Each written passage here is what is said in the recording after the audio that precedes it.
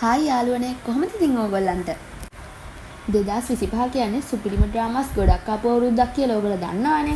Study group, big hero class, shark the storm වගේ action K dramas වගේම global wise ගත්තොත් section E, K-pop Demon Hunters, Superman වගේ කතා ගොඩක් මේ අවුරුද්දේ ඇවිල්ලා තියෙනවා. ඉතින් අන්න ඒ වගේ මේ ඔක්තෝබර් මාසේ අලුතින්ම රිලීස් වෙච්ච සහ ඉස්සරහට රිලීස් වෙන්න තියෙන ලස්සන K ඩ්‍රාමාස් දෙකක් ගැන තමයි මම අද කතා කරන්න යන්නේ. ඉතින් මම පළවෙනියට කතා කරන්න යන්නේ Netflix එකෙන් ඒ වගේ රිලීස් කරපු ෆැන්ටසි K ඩ්‍රාමා එකක් ගැන.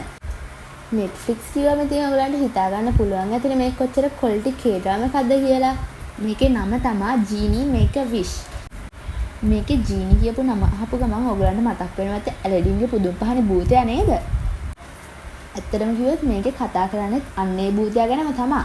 ඉතින් අපි normal කතාවේ දන්නවා වගේම කායොන්. ඒ කියන්නේ අපේ මේ කතාවේ main character එකට ජීනිගේ පුදුම පහන හම්බෙලා එයා ජීනිව නිදහස් කරනවා.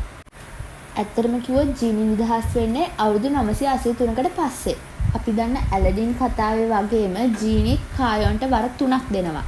ඒ වුණාට මේ ජීනි අපි දන්න ජීනිට වඩා චුට්ටක් විතර වෙනස්. මොකද මේ ජීනි ටිකක් විතර නපුරුයි.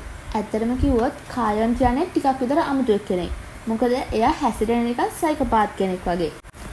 කොහොම වුණත් මේ කතාව දිගටම ගලාගෙන යද්දී අපිට හොයාගන්න පුළුවන් වෙනවා අතීතෙත් මේ දෙනගේ පොඩි කතාවක් තිබිලා තියෙනවා කියලා. කතාව ගලාගෙන යන්නේ ඔන්න ඔය වගේ දේවල් ටිකක් මුල් කරගෙන.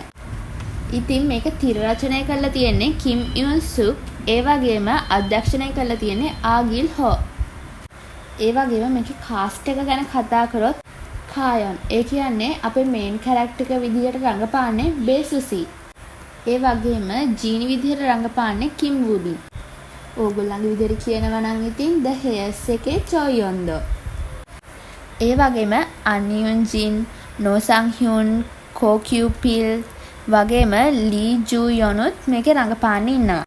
ඇත්තටම කිව්වොත් මේක මේ වෙද්දි රිලීස් කරලා ඉවරයි. මේක රිලීස් කරේ ඔක්තෝබර් 3 වෙනිදා.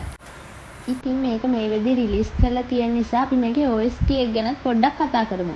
ඇත්තටම කිව්වොත් මේකේ ජීනි කියන සිංගර් කියලා තියෙන්නේ ස්පේ කිස්ලාගේ ෆිලික්ස් වන් අයියෙන් එකතු වෙලා.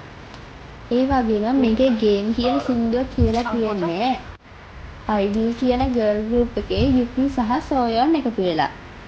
ඇත්තටම මේකේ ලස්සන සීන් දෙක තුනක්ම තියෙනවා. ඉතින් ඔයගලත් ඒවා අහලා බලන්න අමතක කරන්න එපා.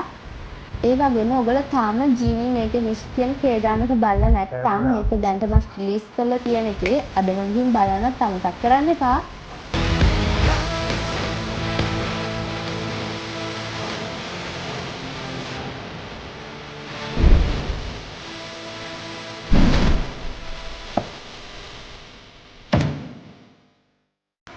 ඉතින් දෙවෙනි K drama එක විදිහට මම කතා කරන්න යන්නේ ස්පිරිට් ෆින්ගර් කියලා K drama එකක් ගැන.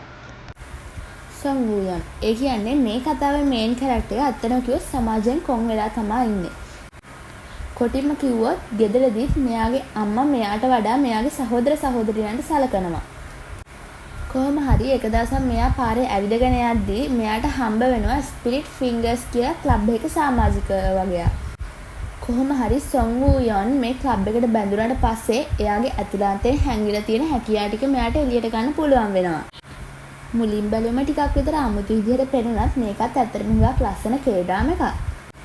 ඇත්තටම කිව්වොත් මේ කතාව හදන්න මුල් වෙලා තියෙන්නේ වෙබ්ටූන් එකේ ස්පිරිට් ෆින්ගර්ස් කියන නමම තියෙන කොමික් නවල් එකක්.